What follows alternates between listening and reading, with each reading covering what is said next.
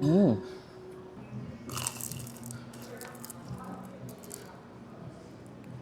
Mm. Bakit round tomato? Round tomato kasi start kami, napansin namin na more of yung dishes namin, puro may tomato. Kaya we named our restaurant or our business after ng round tomato.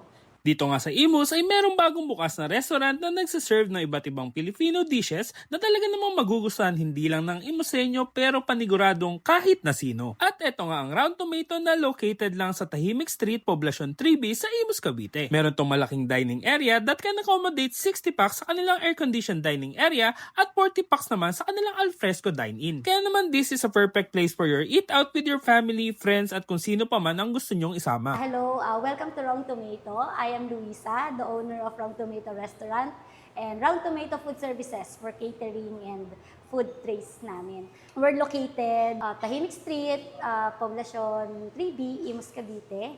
Tapat kami ng St. Peter Chapel. Dito sa Round Tomato, we offer comfort food na mga Filipino cuisine like yung chop suey namin, yung binabalik-balikan sa amin since 2019, kaldereta, aming crispy sisig, yung fresh lumpiang ubod namin. Yan, yun yung mga best sellers sa amin. And also, we have our pastas, yung baked lasagna, and yung bacon mushroom carbonara namin. Meron din kaming ino-offer na coffee and other drinks sa Katasa Cafe.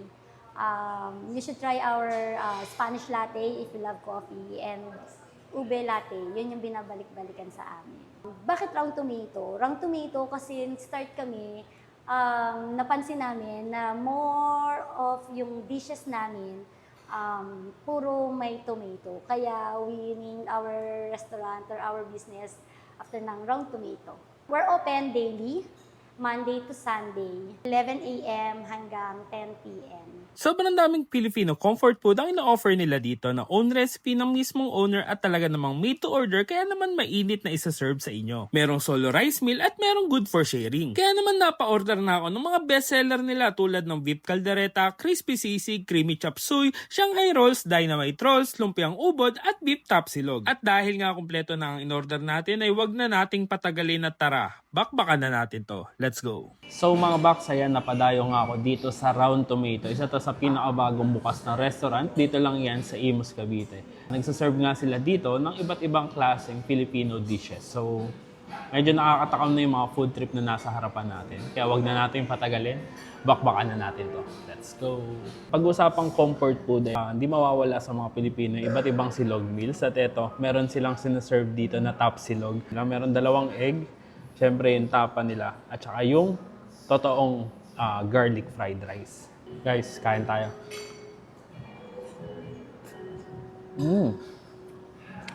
Ito ang top silog para sa akin. Tamang sa garlic yung flavor ng tapa nila. Ang sarap ng kanin. Ito yung mga gantong klase ng kanin talaga. Yung legit na fried rice. Hindi yung pinatong lang yung garlic. Sarap. Meron din silang sinaserve dito na dynamite. Ayan. With their special sauce. Kain.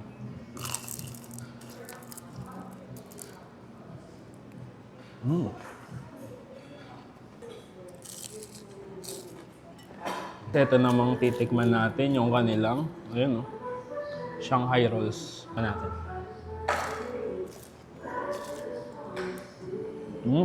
Tikman natin tong kanilang best seller dito. Isa to sa pinagmamalaki nilang dish, ito yung kanilang beef caldereta. Itsura pa lang nakakatakam na siya. Ayun,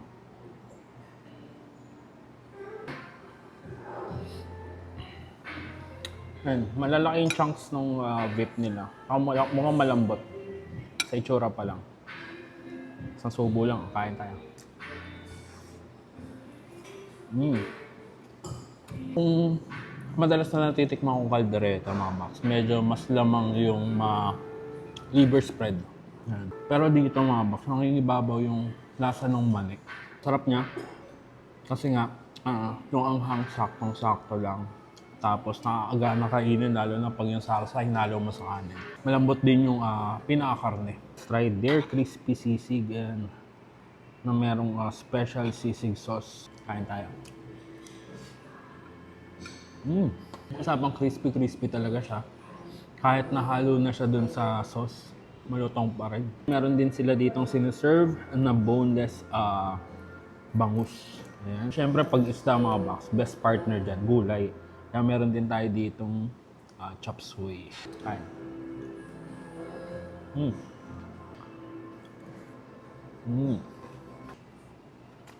Ito naman mga box, yung kanilang lumpiang ubod. Tikman na natin itong kanilang lumpiang ubod. Ayan.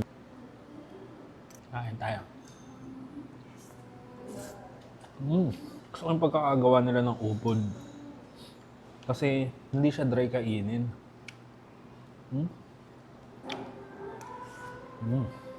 Guys, pagdating naman sa dessert, so meron silang tiramisu dito. Tapos may iba pa kayong option. Meron silang mango tapioca at coffee jelly. Yan, kain tayo. Classic tiramisu.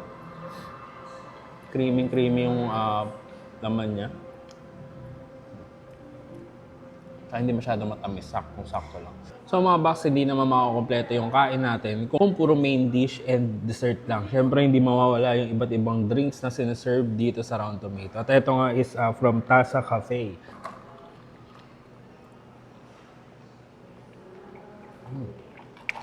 Kompleto na yung food trip natin.